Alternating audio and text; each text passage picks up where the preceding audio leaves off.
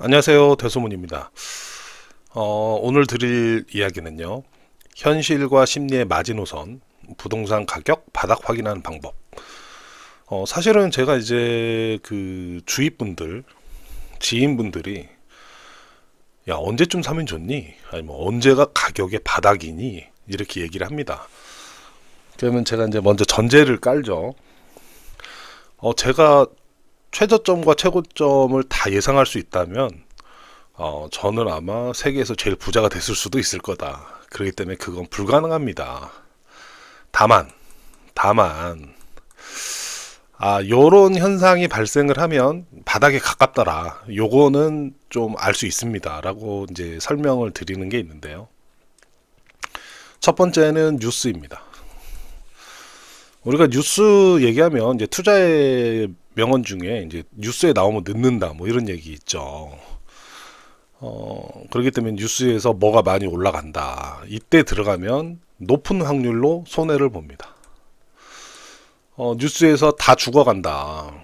뭐 정말 안타까운 이야기로 뭐 생을 마감하신 분들도 계신다는 뉴스가 나오면 죽는 게 아니라 그때부터 올라가기 시작합니다.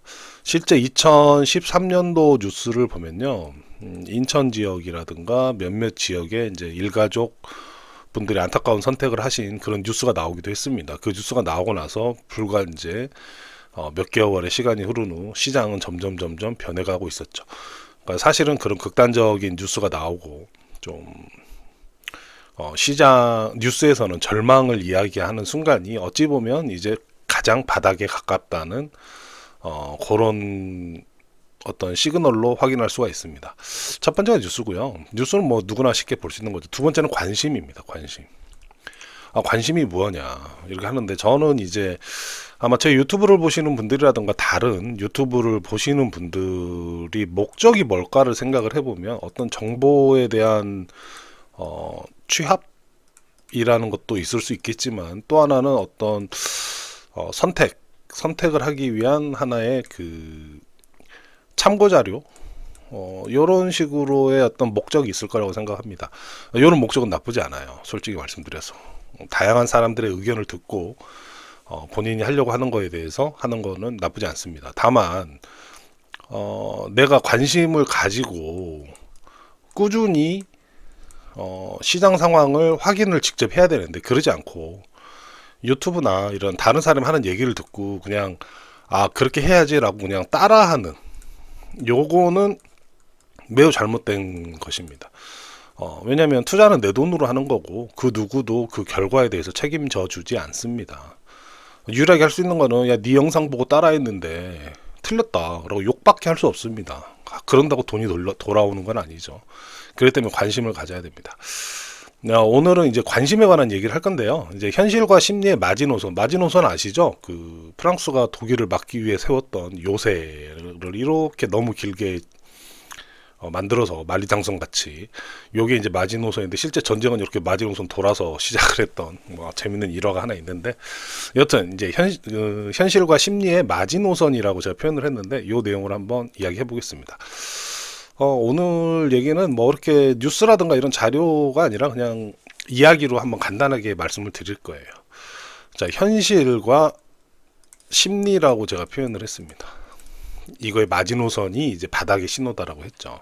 자, 현실은 뭐냐면 부동산 하락기가 왔습니다. 하락기.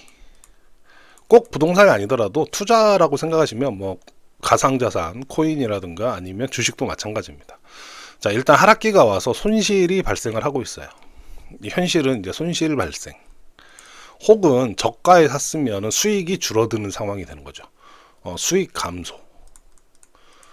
자, 여기에서 이 현실은 지금 손실 또는 수익 감소의 시점이 온 겁니다. 자, 심리는 간단하죠. 내가 이 손실을 인정할 거냐? 내 이 정도의 수익 감소를 만족할 거냐? 바로 이게 심리입니다.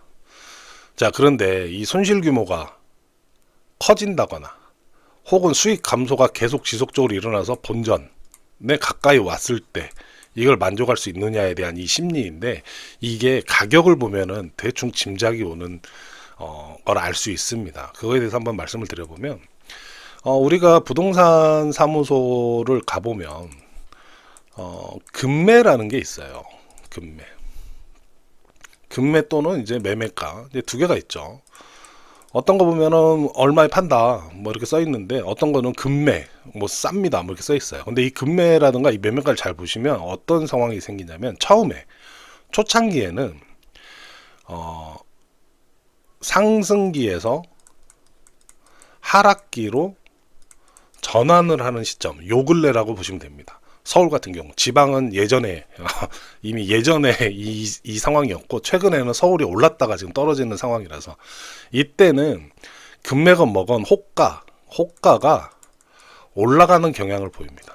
무슨 말이냐면, 아직 상승기가 안 끝났다고 착각을 하세요. 그렇기 때문에 일단은 호가를 불러봅니다. 예를 들면 10억이면 매매가가, 일단은 11억에 한번 불러보는 거죠. 11억에 불렀는데 하락기에 이미 접어들었잖아요. 안 팔리네? 그럼 낮춥니다. 10억 5천. 그래도 안 팔린다 그러면 그 앞에 팔렸던 10억에 그냥 올려보자. 이런 식으로 호가가 내려가요. 그러다가 이 이하로 떨어지기 시작하면 이제 하락기가 왔구나를 인식을 하게 되는 거죠. 자, 이때까지는 큰 무리가 없습니다. 근데 여기서 이제 나오는 이제 특징을 제가 이제 말씀을 드리겠습니다. 이렇게 하락기가 딱 왔을 때 특징은, 처음에는 뭐 가격은 상관없는데, 일단 예를 들어보면 우리가 5억짜리 아파트다, 혹은 10억짜리가 있는데, 이게 처음에는 금매가 보면 막 4억 5천 금매 이런 식으로 떨어집니다. 갭이 한꺼번에 5천만 원. 뭐 10억짜리면 금매 9억 이런 식으로, 이 차이가 거의 1억 막 이런 식으로 금매가 시장에 있는 가격보다 큰 차이로 나오기 시작합니다. 요게 처음에 일반적인 현상이고요. 이게 점점 이제 뭐 팔리기도 하고, 더 가격을 더 낮추기도 하고, 점점 바닥에 점점 다가서는 시점이 딱 되면 어떤 현상이 생기냐면, 금매 물건인데 아까 뭐 예를 들었던 5억이 뭐 4억 5천에 부르고 이랬는데, 어느 순간 하락기여서 4억 5천이 그냥 매매가가 된 거죠. 다시 금매가 나오면 4억 5천이, 여기서 5천 떨어졌지만 4억으로 되지 않습니다. 4억 뭐 2천에 금매한다. 차이가 3천으로 줄었죠. 여기서 여기까지는 5천이었는데 어떤 느낌인지 아시나요? 그러고 나면 나중에 이게 계속 반복돼서 4억에 끝난다 그러면, 금매가 4억 2천에서는 그 다음 금매는 4억 뭐 500, 그 다음엔 뭐 3억 9천 500, 이런 식으로 점점 이 갭이 줄어듭니다. 금매가 시작가에서부터 처음에는 5천씩 떨어뜨리다가, 그 다음에는 3천, 그 다음에는 뭐 한 2천, 1,000원, 1,000, 1,500, 그러다 나중에는 500 이런 식으로 돼요. 그러다가 금매와 실제 매매가가 아주 가깝게 붙는 경우가 나오죠. 이 가깝게 붙는다는 거는 차이가 이제 별로 많이 나지 않는다는 얘기입니다. 이게 사실은 시장에서 나오는 정말 큰 특징인데요. 금매 가격과 일반적인 시세 가격 차이가 별로 나지 않는다. 이거는 무엇을 뜻하냐면요. 아까 심리와 현실이라고 그랬잖아요. 이 심리적인 부분에서 내가 감수할 수 있는 손해든 수익이든 어느 부분에 마지노선이 다가왔다는 얘기예요. 바닥이라는 거는, 나는 이 이하까지 팔면 나는 이제 나 몰라 그냥 경매에 던지든지, 나는 이제는 뭐 앞으로 10년이고 5년이고 이제 다시 복구될 때까지 기다릴 거야, 이런 포기 상태가 되거든요. 이 포기 상태가 되면은 사실은 이게 매매가 이루어지지 않습니다. 아까 말씀드린 것처럼 나 몰라 그냥 갖고 있을래, 이게 뭔 상관 있어, 더 이상 내가 어떻게 손해를 보면서 팔어, 이 상태가 되는 거죠. 그렇기 때문에 이 심리적 마지노선까지는 계속 금매든 뭐든 이렇게 떨어집니다. 간격이 점점 좁아지면서 떨어지다가 어느 시점에 금매 가격과 시세가 비슷해지는 시점이 오는 거죠. 자, 이거를 확인하셨으면 그 시점에는 매수를 좀 하셔도 됩니다. 아주 높은 확률로 약간 떨어지더라도 크게 안 떨어지고 어느 정도 바닥을 형성할 가능성이 큽니다. 이런 현상은 지난 그 서울도 마찬가지였고요. 서울에서 이제 뭐 평균적으로 30%가 떨어졌다가 다시 이제 뭐 원상복귀 됐잖아요.